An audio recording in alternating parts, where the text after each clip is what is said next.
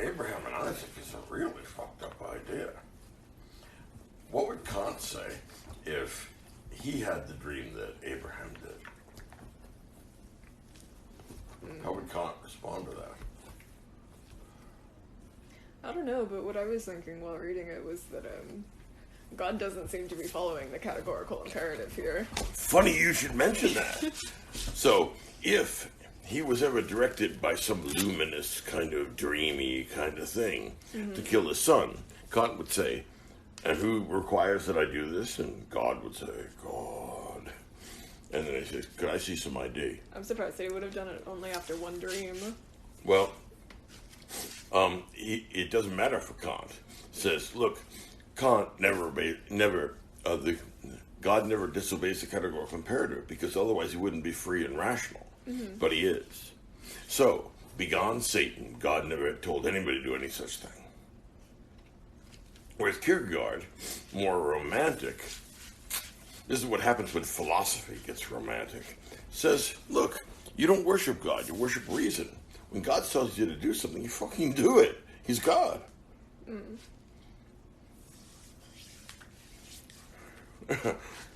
Well, I feel like that opens a whole nother can of worms if God isn't rational. God, well, okay, if that's it, then we're back to, it's just some ugly shit. Right? It's a bad deal then. Right. I mean, there are certain brands of Christianity which take that, but they're fucking crazy. Right? See, that's why I like the Catholic tradition. They have faith and reason. Kierkegaard says, no.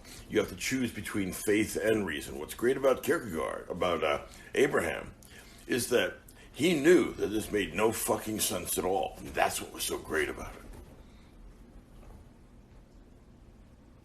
Okay, then. Because he worships God, not reason.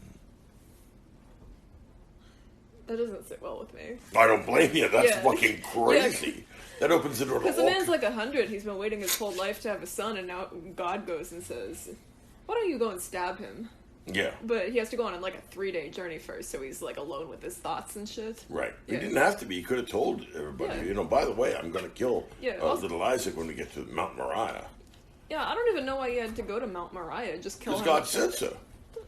I mean, and besides, that's where the ram was. Could God not send the ram to where his tent is? Yeah, could God not have dispensed with this whole stupid event? Like this. What is this supposed to prove? I don't know what I'm supposed to think about this. Yeah, Like, you see what I'm saying?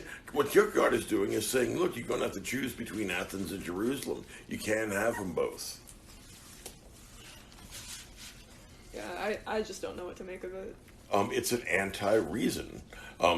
There were, early in the history of Christianity, people who tried to drive a wedge between Athens and Jerusalem. Said, look, Christianity doesn't have anything to do with being reasonable.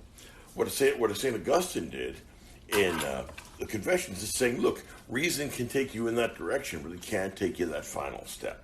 Yeah, I feel like he's probably right. Right. But Kierkegaard said, no. Because if you say, I think that we're done with reason now, then you're going to have a whole bunch of problems. Well, you are actually. But Kierkegaard says, well, look, God didn't send you here to have fun, so you have a whole problem because you're not allowed to worship reason. Isn't it better to be a Christian, a real Christian, than to be on his deathbed? A clergyman came to him, said, would you like to receive Holy Communion? He said, yes, but not from a parson. What's a parson? That's a reverend minister. So, yeah, he wanted Holy Communion, but only with God himself. Right. So here we have the most radical kind of Christian, or weird, anti-reasonable Christian. This is also the beginning of existentialism. What Kierkegaard says is that whatever stance you take towards the world, there's no way of justifying it. No way of justifying it because we've gotten rid of reason, or what? No, you could, if you're going to assume reason, you can show that reason is wonderful and absolutely necessary. But he says do that without presupposing what you're trying to prove.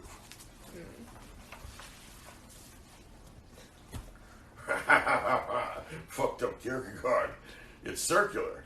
You can tell me that it's reasonable to be reasonable, and I will acknowledge that because it's circular, it's a deduction, it's by definition. But apart from the fact that it's reasonable to be reasonable, how do you know that reason is the highest value? Because reason says so. Again. So it turns out, ironically, this is Socrates' secret laughter, reason seems to be unable to justify itself. Doesn't that suck? Hate it when it does that. I hate it when it does that, yeah. Well, again, oh, shucks, I fucked up philosophy again. All right. Seems like somebody does that every 50 years or so. Yeah. So now, we're asking, why should we be reasonable? And yes, admittedly, it is reasonable to be reasonable. Yeah. Also, I forgot to ask, when was Kierkegaard alive? Because he kept on making mid-19th century. Yeah, references to communism. Right. Interesting.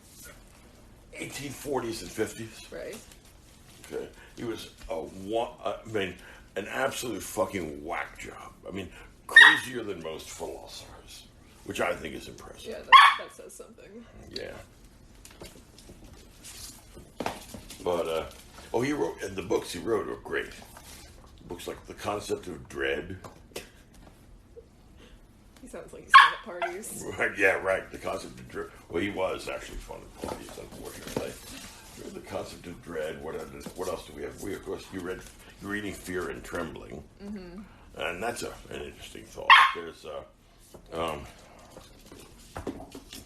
he wrote his doctoral dissertation on irony. That's not a bad idea. Yeah. That's kind of cool. And it wasn't a doctor's, a master's, actually. And it was with special work for Socratic irony. And the faculty at the University of Copenhagen agreed to give him a master's degree if he promised never to come back again. Which you kind of like. That sounds like some shit that they would do with you. Well, that's possible. I don't know. Yeah, he was an amazing. He wrote all of his books under pseudonyms. Mm-hmm. Yeah, I saw that. Like Johannes the Silent. Yeah. Or Victor Eremita, Victor the Hermit. Or Hilarious Bookbinder. All right, I mean those are some of the names. But here's what's great about him, and here's where the psychiatrist who's talking to him begins scribbling furiously. Get ready for this. Not only did he write his books under pseudonyms, he also very quickly wrote reviews of his pseudonymous books pseudonymously with a different pseudonym, and he panned them. He said, "Why would anybody write a stupid book like this?" Mm-hmm. I mean... There's a lot to break down right there. Yeah, right, yeah. What kind of man does it take for that? Well, to write books under pseudonyms and then criticize them relentlessly under different pseudonyms? Mm-hmm. Well, there's maybe some... Could I maybe think that there's some leakage of identity, that he's having some problems maintaining the perimeter of his ego? With different names and different,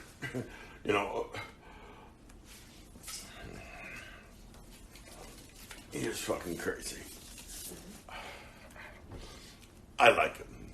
I find him really enjoyable. He's a shrieking nutbar, but hilarious. Yeah. He's the embodiment of Protestantism. Mm-hmm. I usually found him really interesting to read. I liked it. He is. Oh, he's very interesting. By faith alone. Yeah. And he means faith alone, baby. Don't be giving me that this is reasonable to do. That Catholic shit isn't flying. He wrote a book called Either Or. He said, ultimately, you're going to have to make a decision. Either or. You can't have it both ways. Do you worship God or do you worship reason? Be very careful. If you want both, that means you really worship reason. Because you're trying to have it both ways. So when God tells you to kill the child, what do? Again, talk back to God, or you? There's a lot to unpack there. I know, it's a fucked up book. This is a complete... Christ. Look, is it within the nature of God to order people to commit mortal sins? I would say no, that God does not want us to commit mortal sin. And yet who can deny that murdering a child is, particularly your own, is a gross moral evil. It's clearly a sin. I want to understand what the purpose of that passage of scripture is. Like, why is it there? Who wrote it? Because it's absolute faith. I'm willing to give everything up for God. I hold nothing back, even my reason. Well, I find it strange that it would be God ordering that. Yeah, you're damn right it's strange, isn't it? Yeah, I feel like the author didn't think that through. They should have had it be like some fucking ruler saying, give me your son. See, you don't get the covenant then. Yeah. So this is the beginning of God's covenant with man. Mm-hmm. Why do you stare at me like that? Well, because Yeah, you get like this is the beginning of God's covenant. What? Who the fuck is it? You get the crazy eyes when you do that. Yeah, well, I mean, because that is some crazy shit. Mm-hmm. But of course, it takes a whack job like Kierkegaard to focus on this. In other words, I've read the whole Bible more than once, so I have an idea of how complicated it is. It's more complicated than any human mind. The things you gravitate to are a reflection of your own soul. What you ultimately find in Scripture is yourself.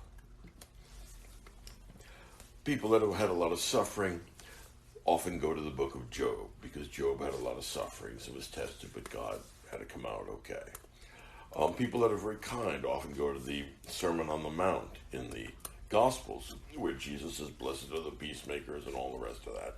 And that's a lovely sentiment. And if you're Kierkegaard, you gravitate to Abraham and Isaac. Yeah, I say, this is the thing you needed to tell us about, with fear and trembling. Right.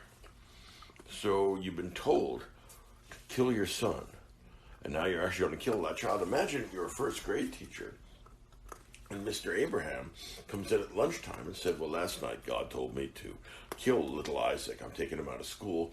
I spent the morning building a large sacrificial altar in the backyard, and God told me to kill him. I'm going to do that." Mm-hmm. Now, since that means that we call the police now and don't let him do that, why is that insane and evil now and really great back then? Good question.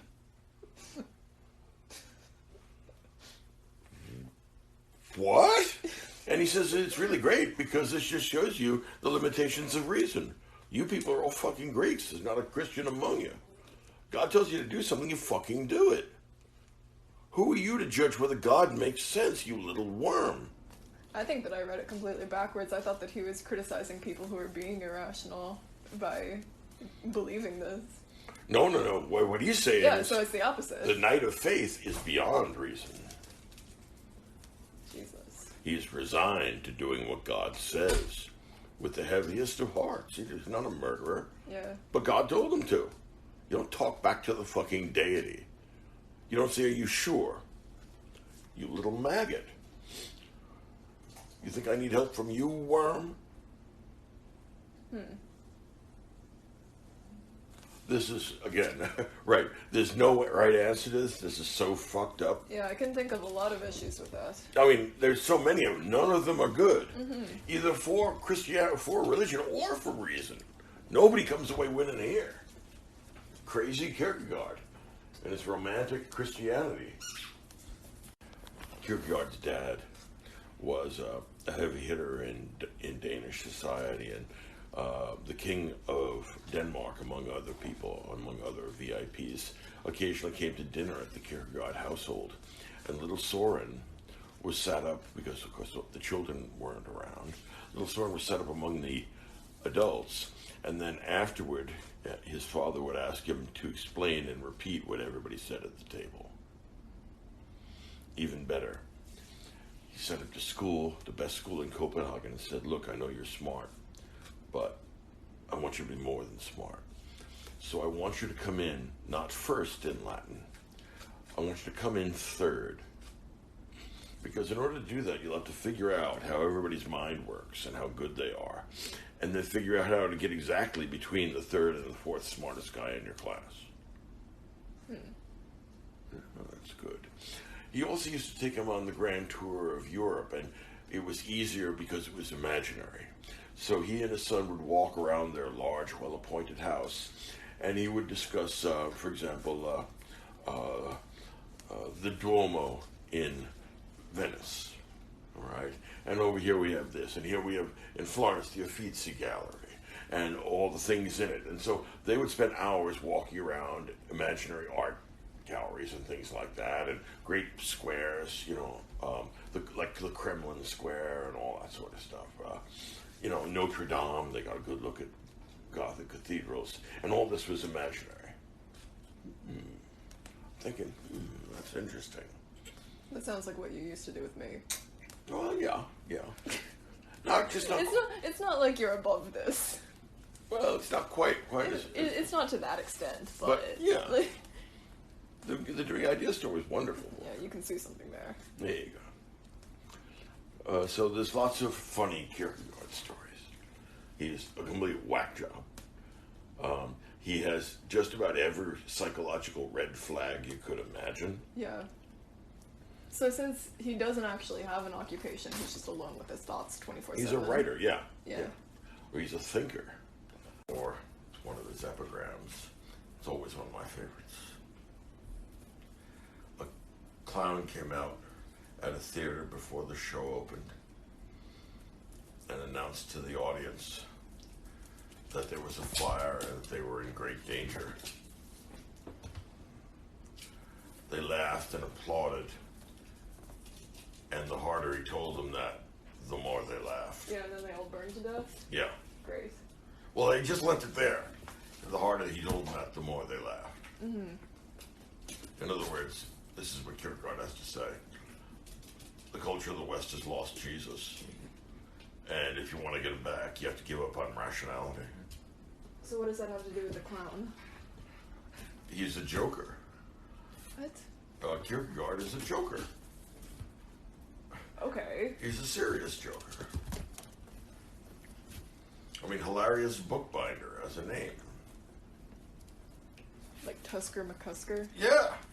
But hilarious bookbinder is even better, particularly because of something called the concept of dread, right?